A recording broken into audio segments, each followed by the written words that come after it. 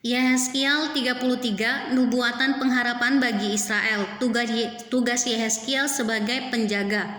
Lalu datanglah firman Tuhan kepadaku, hai anak manusia, berbicaralah kepada teman-temanmu sebangsa dan katakanlah kepada mereka, kalau aku mendatangkan pedang atas sesuatu negeri dan bangsa negeri itu mengambil seorang dari antara mereka dan menetapkan dia menjadi penjaganya, dan penjaga ini melihat pedang itu datang atas negerinya, lalu meniup sangkakala untuk memperingatkan bangsanya.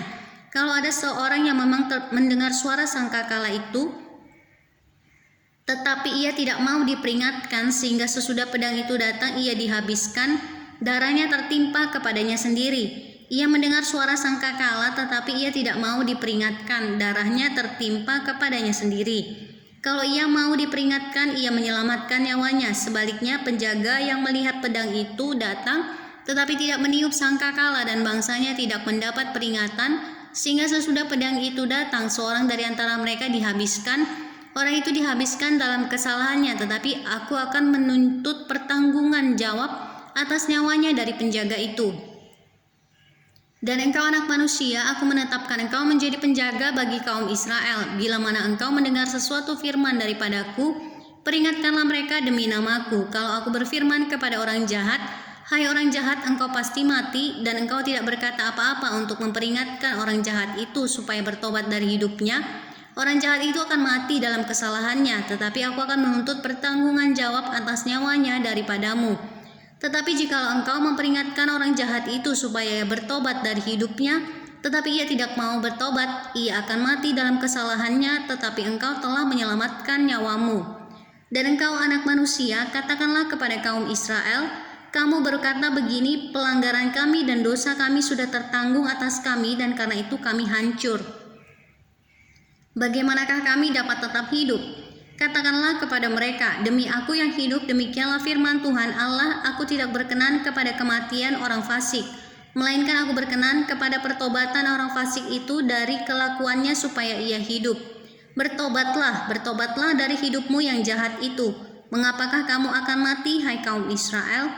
Dan engkau anak manusia, katakanlah kepada teman-temanmu sebangsa, kebenaran orang benar tidak menyelamatkan dia pada waktu ia jatuh dalam pelanggaran, dan kejahatan orang jahat tidak menyebabkan dia tersandung pada waktu ia bertobat dari kejahatannya, dan orang benar tidak dapat hidup karena kebenarannya pada waktu ia berbuat dosa.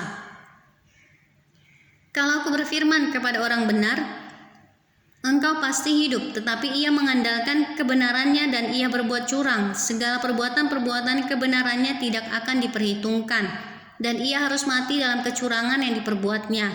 Kalau aku berfirman kepada orang jahat, engkau pasti mati, tetapi ia bertobat dari dosanya serta melakukan keadilan dan kebenaran, orang jahat itu mengembalikan gadaian orang, ia membayar ganti rampasannya, menuruti peraturan-peraturan yang memberi hidup sehingga tidak berbuat curang lagi.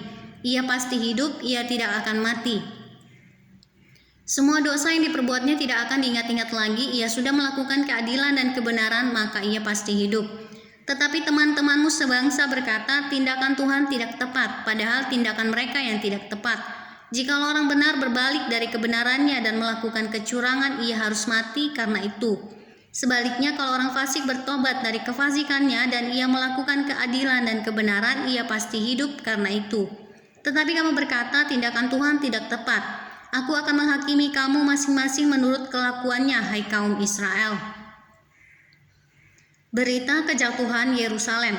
Pada tahun ke-11 sesudah pembuangan kami, dalam bulan yang ke-10 pada tanggal 5 bulan itu, datanglah kepadaku seorang yang terluput dari Yerusalem dan berkata, kota itu sudah ditaklukkan.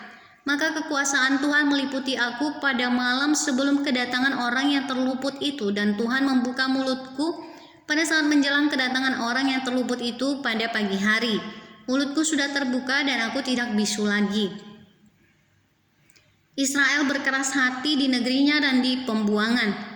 Lalu datanglah firman Tuhan kepadaku, hai anak manusia, orang-orang yang tinggal pada reruntuhan-reruntuhan ini, yaitu yang di tanah Israel berkata begini, Abraham adalah seorang diri. Tatkala ia mendapat tanah ini menjadi miliknya, tetapi kita banyak, tentu tanah ini diberikan kepada kita menjadi milik. Oleh karena itu katakanlah kepada mereka, beginilah firman Tuhan Allah, Kamu makan daging dengan darahnya, kamu melihat juga kepada berhala-berhalamu, dan kamu menumpahkan darah. Apakah kamu akan tetap memiliki tanah ini? Kamu bersandar pada pedangmu, kamu melakukan kekejian, dan masing-masing mencemari istri sesamanya.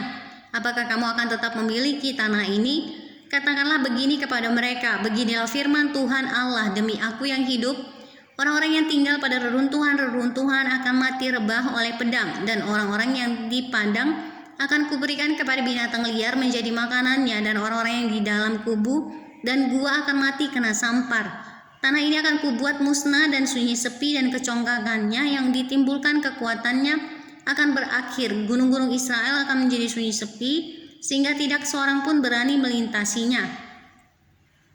Dan mereka akan mengetahui bahwa akulah Tuhan pada saat aku membuat tanah itu musnah dan sunyi sepi, oleh karena semua perbuatan-perbuatan mereka yang keji yang mereka lakukan.